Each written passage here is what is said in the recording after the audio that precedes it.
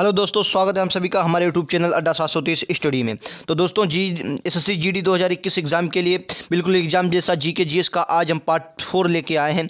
इससे पहले 3 पार्ट हम करवा चुके हैं, 3 सेट आपको हल करवाए हैं जो आपके लिए बहुत महत्वपूर्ण है। लिंक आपको डिस्क्रिप्शन में दे दिया जाएगा, वहाँ से आप देख सकते हैं। ये क्वेश्चन आपके प्रीवियस क्वेश्चनों पर आधारित है और इस बार आप लोग जानते हैं वैकेंसीज आधी आई हैं, तो आपको इससे मतलब दोगुनी मेहनत से इस बार एग्जाम को क्रैक करना है। ठीक है, तो डेली बने रहिए हमारे साथ। अगर आपने अभी तक चैनल सब्सक्राइब नहीं किया तो सब्सक्राइब कर लें और बेल आइकन दबाएं, जिससे नोटिफिकेशन आपके पास पहुंचती रहेगी। तो चलिए दोस्तों शुरुआत करते हैं।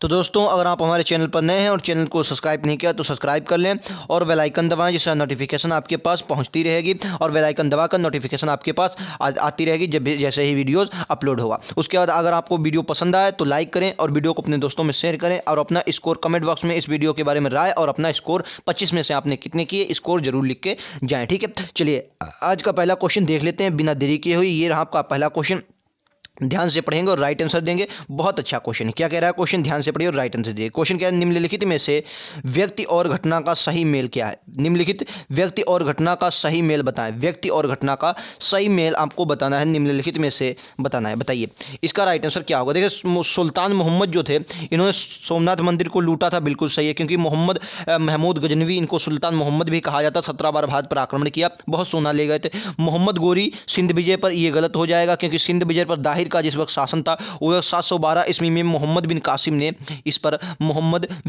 इस पर आक्रमण किया था। नहीं, जी हाँ, मोहम्मद बिन कासिम के नेतृत्व में पहला सफल आक्रमण हुआ था, आपको याद रखना है। अलाउद्दीन खिलजी ने के समय बंगाल में कोई विद्रोह नहीं है, तो आपको ऑप्शन नंबर सी भी गलत।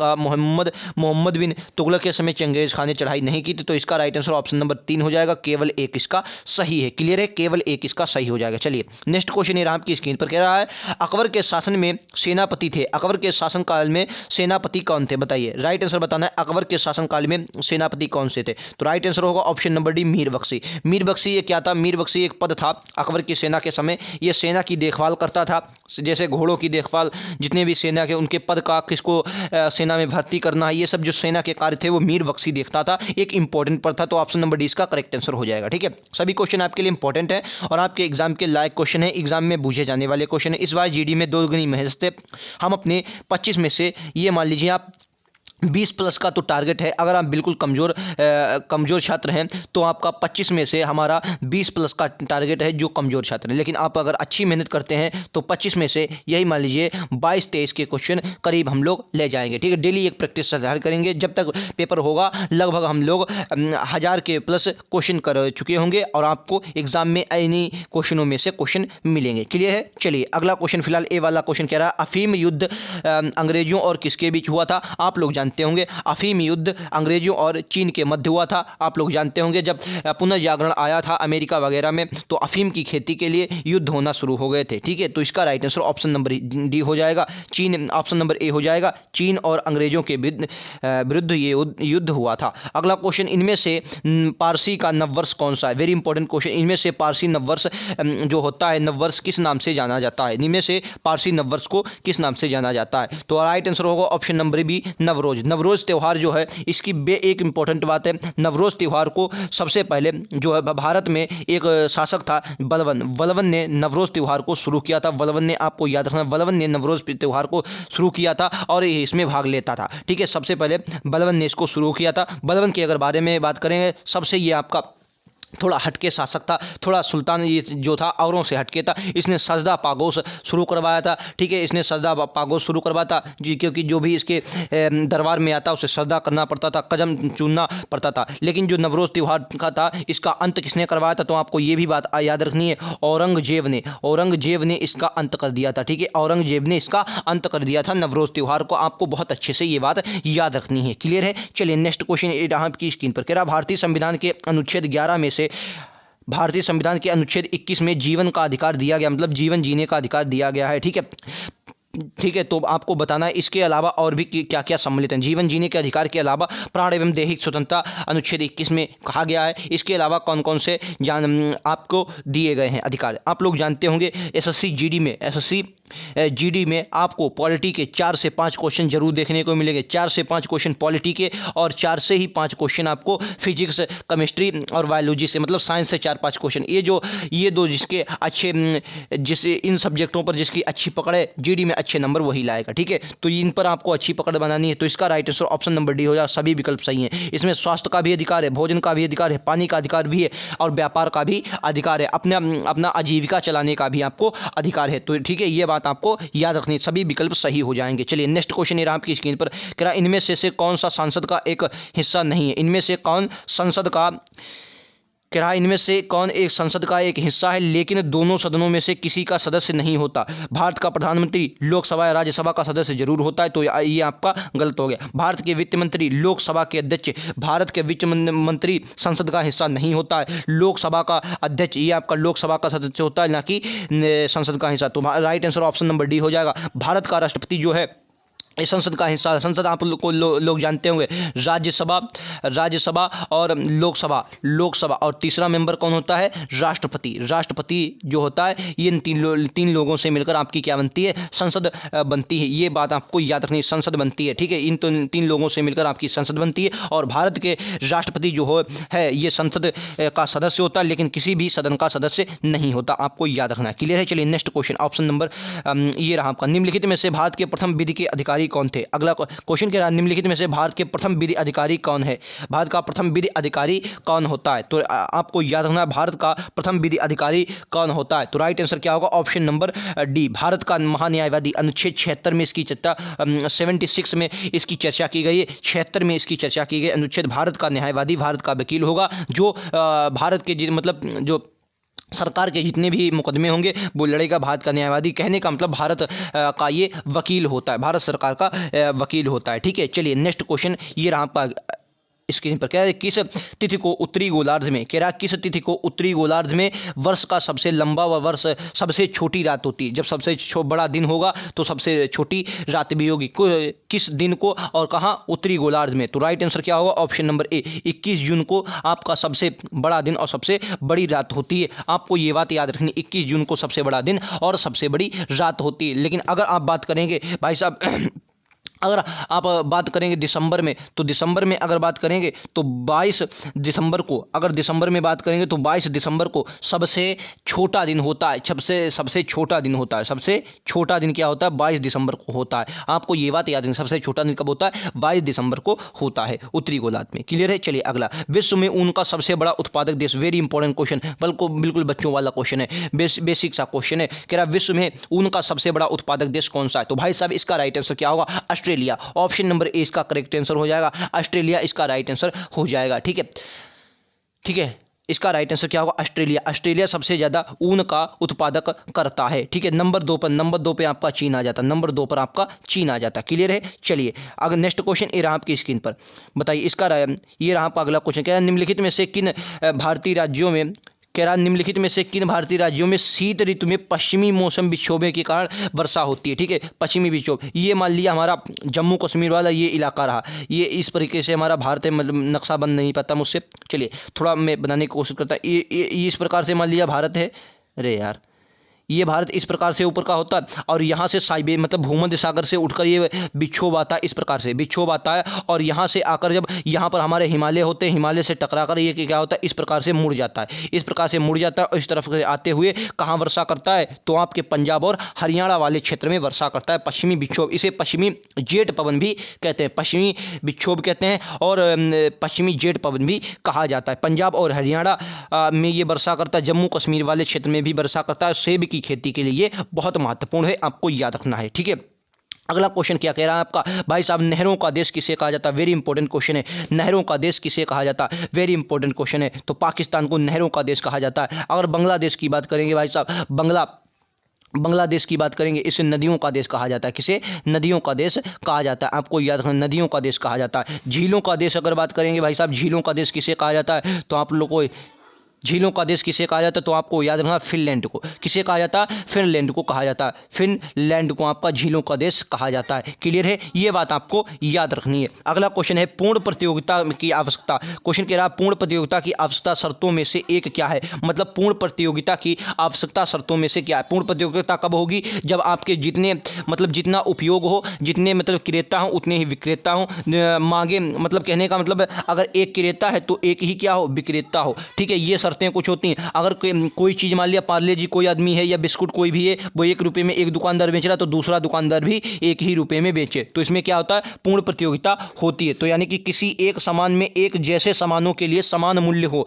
ठीक है, समान मूल्य हो, इसमें भी आपका right answer option number D हो जाएगा। एक क्रेता एक विक्रेता आपको ऑप्शन में मिल सकता है, तो वो भी इसका राइट आंसर हो जाएगा। ठीक, ऑप्शन नंबर डी होगा। यानी कि एक सामान के लिए एक जैसे सामानों के लिए एक सामान। मैंने भी क्या बताया आपको, उदाहरण दिया। मान लिया बिस्कुट का मूल्य क्या हो, बिस्कुट का मूल्य अगर कोई दुकानदार 1 रुपये में बेच रहा है तो दूसरा भी 1 रुपये में बेचे। अगर मान लिया दूसरा 5 रुपये में बेच रहा है तो भाई साहब इसके पास कोई नहीं जाएगा, इसके पास ही जाएगा। तो ये पूर्ण प्रतियोगिता कहाँ रह गई, ये तो आपका गलत हो जाएगा। ठीक है, तो ऑप्शन नंबर डी इसका करेक्ट आंसर हो जाए। वीडियो पसंद आ रहा तो लाइक से सब्सक्राइब करना ना भूलें और बेल आइकन प्रेस कर लें, जिससे आपको नोटिफिकेशन मिलती रहे। इस एसएससी जीडी में इस बार बहुत अच्छे प्रैक्टिस सेट आपको करवाएंगे जो आपके एग्जाम में बिल्कुल सटीक बैठेंगे। ठीक है, क्वेश्चन कह रहा है बैंकिंग निम्नलिखित में से किस क्षेत्र के अंतर्गत आता है। बताइए साहब, बैंकिंग किस क्षेत्र में आता है। तो मैं आपकी बात करूं प्राथमिक क्षेत्र में कृषि, प्राथमिक क्षेत्र में आपकी क्या आती है, कृषि आती है। पशुपालन आता है। जितने भी आपके कृषि प्राथमिक क्षेत्र में क्या आते हैं, कृषि हो गया, आपका पशुपालन हो गया, ये क्या है, प्राथमिक क्षेत्र में आते हैं। आपको याद रखनी है। ठीक है, प्राथमिक क्षेत्र में आते हैं।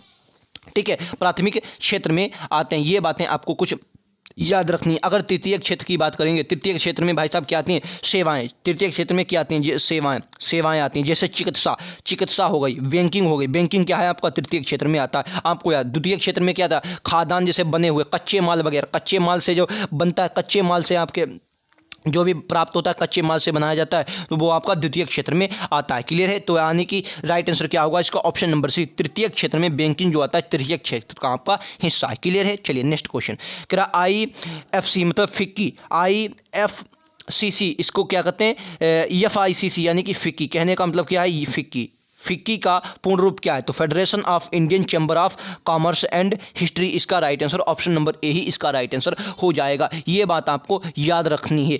ठीक है, federation of Indian Chamber of Commerce and history. ठीक है, मैं ऑप्शन आपको दिखा रहा हूँ आगे, ये रहा आपके वो ऑप्शन। चलिए ऑप्शन में दिखा दूंगा। अभी फिलहाल आपने अगर चैनल को अभी सब्सक्राइब नहीं किया तो सब्सक्राइब कर लें और बेल आइकन दबाएं, जिससे नोटिफिकेशन आपको पास पहुंचती रहेगी। और वीडियो अगर पसंद आ रहा तो लाइक कर दें और वीडियो को शेयर कर दें और कमेंट बॉक्स में अपना स्कोर जरूर लिख के जाएं। चलिए नेक्स्ट क्वेश्चन ये रहा, ये रहे वो बाकी के ऑप्शन फिलहाल हम देख चुके हैं उसका राइट आंसर फिक्की का। चलिए ये रहा आपका अगला क्वेश्चन, कह रहा फैराड, जो फैराड है, फैराड मैंने भी क्या बताया 4 से 5 क्वेश्चन, 4 से 5 क्वेश्चन काहे के देखने को मिलेंगे, गारंटी से बता रहा हूँ। 4 से 5 क्वेश्चन आपको फिजिक्स के देखने को जरूर मिलेंगे। फिजिक्स हो गया, केमिस्ट्री हो गया, बायोलॉजी हो गया, यहाँ से आपको क्वेश्चन देखने को मिलेंगे। फिलहाल राइट आंसर आपको बताना है। फैराड किसका इकाई क्या है, फैराड की इकाई क्या है बताइए। फैराड की किसकी इकाई है, फैराड किसकी इकाई है, राइट आंसर क्या होगा बताइए भाई साहब। फैराड किसकी इकाई है, तो राइट आंसर होगा ऑप्शन नंबर ए, धारिता की इकाई है। ठीक है, धारिता का इकाई, फैराड क्या है, धारिता की इकाई है। क्लियर है, चलिए नेक्स्ट क्वेश्चन कह रहा रडार सिस्टम में प्रयोग की जाने वाली तरंगें होती हैं। वेरी इंपॉर्टेंट क्वेश्चन और कई बार एग्जाम में पूछा जाने वाला क्वेश्चन है। एसएससी इसको किसी न किसी प्रकार से आपके एग्जाम में बूझ ही लेती है। बताइए, एसएससी कुछ ना किसी प्रकार से इस एग्जाम को बूझ ही लेती है, एग्जाम में ये क्वेश्चन बूझ ही लेती है। फिलहाल इंफ्रारेड, इन्हें अवरक्त तरंगें कहते हैं। इंफ्रारेड इसका राइट आंसर हो जाएगा। ठीक है, अवरक्त तरंगें कहते हैं। रडार सिस्टम में प्रयोग की जाने वाली तरंगें कैसी होती, इंफ्रारेड यानी कि अवरक्त तरंगें होती। ऑप्शन नंबर डी इसका करेक्ट आंसर हो जाएगा। ठीक है, वीडियो पसंद आ रहा है तो लाइक शेयर कर दें और चैनल को सब्सक्राइब कर लें, बेल आइकन ऑन कर लें, जिससे नोटिफिकेशन आपके पास पहुंचती रहेगी। कह रहा डेटॉल में मौजूद प्रतिरोधी यौगिक होते हैं, मतलब आपका कोई घाव वगैरह होता है तो डॉक्टर आपसे कहता है डेटॉल का प्रयोग करें, तो ऐसा क्या होता है उसमें कि आपके डेटॉल से प्रतिरोधी यौगिक हो जाता है। ठीक है, प्रतिरोधी यौगिक का डेटॉल कार्य करता है। बताइए ऐसा क्या उसमें मौजूद होता है, तो राइट आंसर क्या होगा ऑप्शन नंबर बी। हाँ, बी वाले वेरी गुड, बी जिनका आंसर आ रहा है वेरी बहुत सही है, क्लोरोजाइनेनॉल। ठीक है, क्लोरोजाइनेनॉल इसका राइट आंसर हो जाएगा, आपको याद रखना है। क्लियर है, चलिए ये आपका अगला क्वेश्चन, क्वेश्चन नंबर 18 कह रहा है गोबर गैस का प्रमुख घटक क्या होता है। आप लोगों ने गोबर गैस अगर ग्रामीण क्षेत्र से बिलोंग करते हैं तो बहुत बनाई होगी। राइट आंसर क्या होगा? Option number C, CH4 methane इसका राइट आंसर हो जाएगा। गोबर गैस में प्रमुख घटक क्या होता है भाई साहब? मेथेन होती है। और लगभग कितनी? 55%। लगभग कितनी? 55%। ठीक है, लगभग की बात कर रहा हूँ। लगभग कितनी? 55% आपकी मेथेन पाई जाती है। क्लियर है? वीडियो पसंद आ रहा हो तो लाइक से सब्सक्राइब करना ना भूलें और अपने दोस्तों में भी इस वीडियो को शेयर करें। ठीक है, कह रहा पत्तियों में छिद्र क्या कहलाते हैं? पत्तियों के छिद्र क्या कहलाते हैं जिनसे समय समय पर द्रव जल का रिसाव होता है? बताइए राइट आंसर क्या होगा? पत्तियों के छिद्र क्या कहलाते हैं जिनमें समय समय पर इसमें रिसाव होता है? तो इसको कहते हैं स्टोमेटा। स्टोमेटा इसका राइट आंसर होगा। ऑप्शन नंबर बी, स्टोमेटा इसका राइट आंसर हो जाएगा। स्टोमेटा। चलिए ऑप्शन ये दो इसके रहे, इसमें आपको ये दो भी ऑप्शन मिल सकते हैं। फिलहाल राइट आंसर क्या होगा? स्टोमेटा होगा। क्लियर है? चलिए नेक्स्ट क्वेश्चन क्या है? निम्नलिखित में से क्वेश्चन क्या कह रहा है? निम्नलिखित में से कौन सा उत्सर्जन अंग नहीं है? बताइए। उत्सर्जन अंग नहीं मतलब कोई ना कोई पदार्थ आपके शरीर से नहीं निकालता है। बताइए भाई, गुर्दे से आप मूत्र के रूप में निकालते हैं भाई साहब, कलेजे से भी आप निकालते हैं, फेफड़े से, लेकिन प्लीहा से कोई चीज़ हमारी नहीं निकलती है। ठीक है, प्लीहा आपका उत्सर्जन अंग नहीं है। आपको ये बात बहुत अच्छे तरीके से याद रखनी है। ठीक है, प्लीहा आपका उत्सर्जन अंग नहीं है। ऑप्शन नंबर डी इसका करेक्ट आंसर हो जाएगा। क्लियर है? चलिए नेक्स्ट क्वेश्चन कह रहा 1912 में परमाणु बैटरी का आविष्कार किसने किया? 1912 में परमाणु बैटरी का आविष्कार किसने किया? बताइए 1912 में परमाणु बैटरी का आविष्कार किसने किया? एक आविष्कार आपके एग्जाम में जरूर आएगा, चाहे वो कहीं से पूछा जाए। ठीक है, एक आविष्कार आपके एग्जाम में जरूर आएगा। ठीक है, तो इसका राइट आंसर क्या होगा? Option number B, Henry Moseley. Henry Moseley ने परमाणु बैटरी का आविष्कार किया था। रट के रखना है, छपेगा एग्जाम में। ठीक है भाई साहब, एग्जाम में छपेगा। और इस बार एग्जाम को उसी के क्लास में डांस कराएंगे, इस बात की मेरी गारंटी। अगर आप लगे रहते हैं हमारे साथ, बराबर लगे रहें, तो एग्जाम बिल्कुल एग्जाम हॉल में ही ये प्रश्न क्या करेंगे? डांस करेंगे। ठीक है, जब आप को एग्जाम आपने अगर कोई प्रश्न नहीं पढ़ा है, कोई प्रश्न आपने नहीं पढ़ा है, तो आपको वही एग्जाम बहुत कठिन लगेगा, बहुत कठिन लगेगा। आप यही कहेंगे भाई साहब एग्जाम इस बार बहुत कठिन बना था। लेकिन अगर आपको क्वेश्चन पता है फिर चाहे वो कितने भी अच्छे लेवल का, आप लोग यही कहेंगे भाई साहब हलवा पेपर था। क्या था? हलवा पेपर था। याद रखना है। ठीक है, तो ये बातें कुछ आपको याद रखनी है। चलिए नेक्स्ट क्वेश्चन कह रहा है आपका, भारत रत्न प्राप्त करने वाले किस व्यक्ति का जन्मदिन राष्ट्रीय चिकित्सक दिवस के रूप में मनाया जाता है? फिलहाल राष्ट्रीय चिकित्सक मनाया कब जाता है? 1 जुलाई को। 1 जुलाई को भाई साहब राष्ट्रीय चिकित्सक दिवस मनाते हैं। ठीक है, 1 जुलाई को राष्ट्रीय चिकित्सक दिवस मतलब डॉक्टर दिवस मनाते हैं। तो विधान चंद्र राय के दिवस पर यह मनाया गया था। इनको भारत रत्न प्राप्त है और इन्हीं के जन्मदिन पर राष्ट्रीय डॉक्टर दिवस मनाया जाता है। विधान चंद्र राय इज द राइट आंसर इस क्वेश्चन का। क्लियर आंसर हो जाएगा। ठीक है, चलिए नेक्स्ट क्वेश्चन ये कह रहा है निम्नलिखित में से मिलान करना है आपको। मिलान करना, चलिए मिलान में करता हूं। ईरानी ट्रॉफी, ये ट्रॉफियां दी गई और आपको खेल दी गई। ईरानी ट्रॉफी किससे संबंधित है? तो आप लोग भाई साहब जानते होंगे ईरानी ट्रॉफी आपकी क्रिकेट से संबंधित। ठीक है, ईरानी ट्रॉफी आपकी क्रिकेट से संबंधित है। संतोष ट्रॉफी किससे संबंधित है? फुटबॉल से संतोष ट्रॉफी संबंधित है। और अजलान शाह का कब जो है ये आपका हॉकी से संबंधित है। तो इसके क्या हो जाएगा?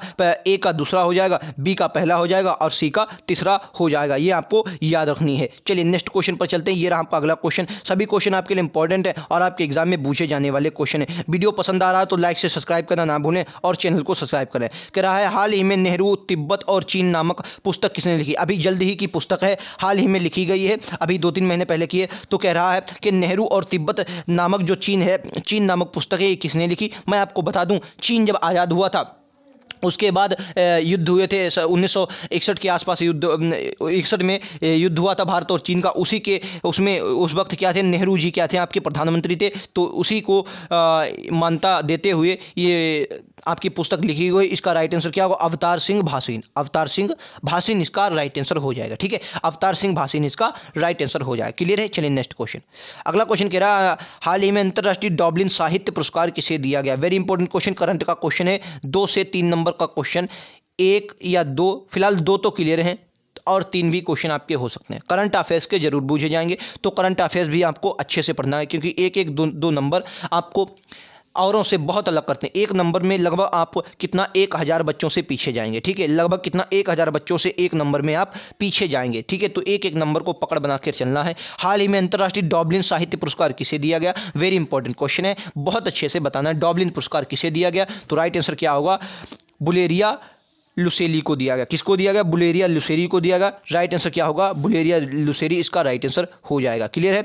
तो अगर आपने अभी तक चैनल सब्सक्राइब नहीं किया तो चैनल को यार सब्सक्राइब कर लें और बेल आइकन ऑन कर लें, जिससे नोटिफिकेशन आपके पास पहुंचती रहेगी। वीडियो पसंद आया तो लाइक करें और वीडियो को अपने दोस्तों में शेयर कर जरूर कर दें, जिससे और भी लोगों को इस वीडियो के बारे में पता चल सके। और अपना स्कोर कमेंट बॉक्स में कितने किए? 25 क्वेश्चन मैंने आपको करवाए हैं। 25 में से आपने कितने किए? 10, 15, 20, 25, 22 जितने भी आपने किए हो उसका कमेंट बॉक्स में स्कोर अपना जरूर लिख के जाएं, कितने आपने किए। और इस वीडियो के बारे में राय जरूर दे के जाएं। ये सीरीज आपको कैसी लगी, क्या बराबर ये सीरीज चलती रहनी चाहिए, उसके बारे में भी कमेंट बॉक्स में जरूर बताएं। तो मिलते हैं नेक्स्ट वीडियो में। आज के लिए इतना ही। Thank you.